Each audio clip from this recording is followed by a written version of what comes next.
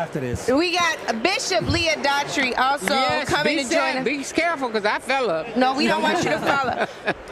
Madam Chair, Mignon Moore, we are so very, very proud of you. We are thrilled to be sitting with you today. Y'all don't know. Are you not stressed out? Mignon Moore does not do interviews like that. No. She made time for us because she loves us too. And we have Bishop Leah Daughtry also joining us. She will be on with us in just a moment. Bishop Daughtry is here as well. This is two of the color girls. You should break down what Mignon Moore does. Mignon Moore is going to tell us a little bit about what she does. Everything. We have, Congresswoman Waters is joining us in just a moment as well. Oh, man. But we have this tremendous moment, and I want folks to know, Mignon, you have been counseling and advising Kamala Harris since before the transition. In 2020, you have been advising presidents, you and Leah and Donna and Yolanda and Tina, presidents since Jesse Jackson's campaign. You all held the line, and we didn't even know that you would be holding the line for us. Please talk about the significance of this moment. You know, I tell you, I really haven't had a chance to take it all in because it has been so much just trying to pull all the pieces of the convention together. But it struck me when they brought Reverend Jackson out on Monday night and they gave him his flowers while he was alive. That's right. Many of us came through when there was nobody to blaze the trail, so he gave us the seat at the famous table that Shirley Chisholm always talked about. And we didn't have a lot of money working for him or working for his campaigns, but what he allowed us to do was to learn. And we were able to match our white counterparts with the skill sets, and it was all because we learned through the Jackson campaign. And to see this come full circle, me, Donna, Leah, Tina, we've been working together for a long time, but we also believe that it's also a baton moment for us. You know, I love Angela, I love Brittany, I love Tiffany, I love all these women because they are fierce fighters for our people. And, you know, sometimes we don't even have to say anything. All we got to do is say, we got you. And so I want to say publicly, we got you. We got all of you. Every time you go through the fire, just know, if you pick up the phone, we got you. And thank you for all that you're doing. And so this moment represents all the hard work that you young women have been out here telling us, fighting for justice, fighting for social rights. It's because of you we also sit here. And this moment means you have a seat at the most powerful table in America. If we do what Jamie has said, vote. That's right. I want to give our viewers some context because not everyone knows who the colored girls are. That's true, too. So I think it's important for you all to know it was a coalition of women who worked in politics, black women who worked in various different industries. You were in the church, among other things, as a bishop. But all of you all worked on campaigns, but you ascended to become so powerful in your reach and expertise that anyone who wanted to run for president of the Democratic Party would first come and sit at your table, the table that you helped build.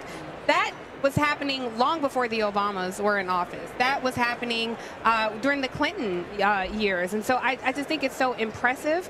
I also think, Mignon, and thank you for your wonderful words. You know, I've loved you for a long time. I also think, Mignon, a lot of people don't really know what the chair of the DNC convention actually does. So if you could give our viewers and listeners some insight into what your role is here. You know, this role was, I was asked by the White House to assume this role.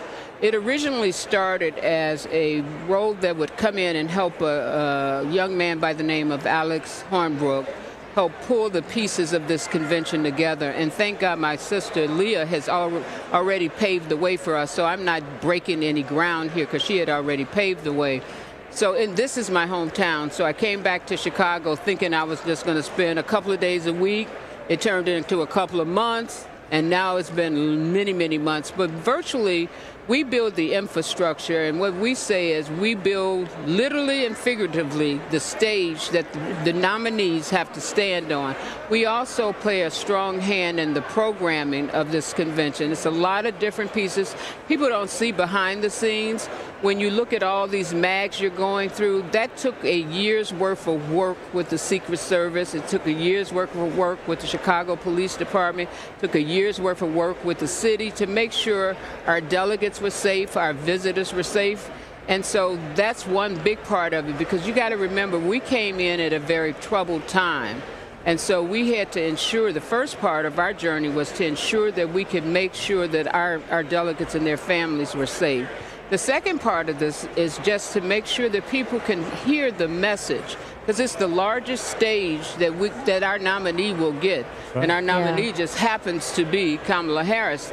Now, we did not know 6 weeks ago, 3 weeks ago, that we would be building the stage for the first black woman to take that stage over. But we had put all the pieces together, and so the transition just came with the program. And Leah can add more to it, because it's so much. She's also been a convention CEO. Absolutely. In Philly. Andrew has a question for you, Lisa. You right on cue. I actually just wanted to pass out some roses y'all's way. Not that I have the position to pass out anything, but to say that you didn't have to be a black woman organizer to fall under y'all's clutch. I remember when I got invited by Bill Clinton to come and sit at a table of mayors and help to engineer this mayor program. And I ran into you, Madam Chair, and I mentioned it, and you said, "Well, how you think you got there, baby?"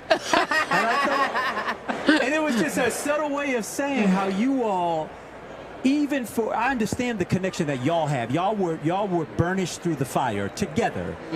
I wasn't with you, right? I'm, Florida, and came up, and you couldn't name me from Adam Eve, but you looked out anyway, and you said, take a place here, learn what you need to learn, and take it from there. And I just want to extend my heartfelt appreciation for what you all do, the names that I cannot call, the people whose faces I will not recognize, but that y'all know because you stood in the gap and been the bridge for them.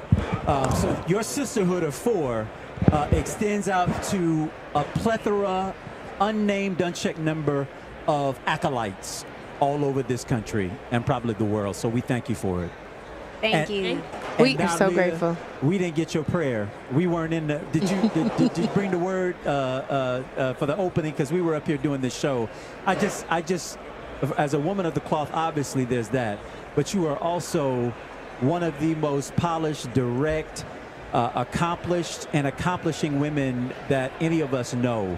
And I just wonder, from a training standpoint, for young folks who are coming up after, we're often getting questions on this show. What could I do?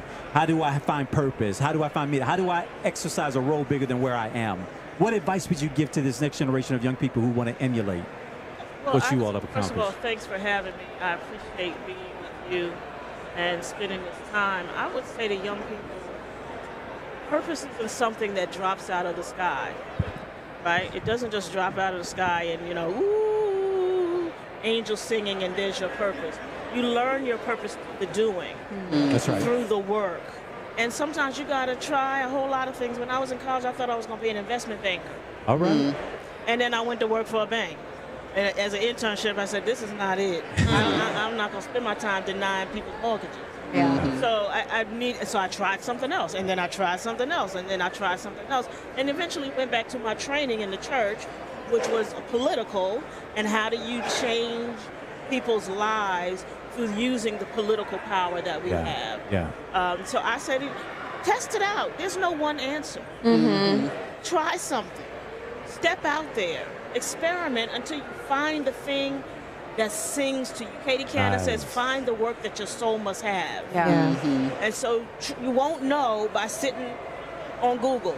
You got to get out there and just try a bunch of things and find the thing that works. I love that. I love it. We know that you have so much to do for the convention. And Alex has almost jumped on the stage, so we know y'all got to go. And we're so grateful for your time. We are cheering for you. We are right here. I'm checking on you every night, too. I know. Bishop Leah, we love you. Thank you all so much for paving the way and for continuing to carry the torch. So is our mentor getting ready to come? She is about to come up here. Let's give her. She's coming up.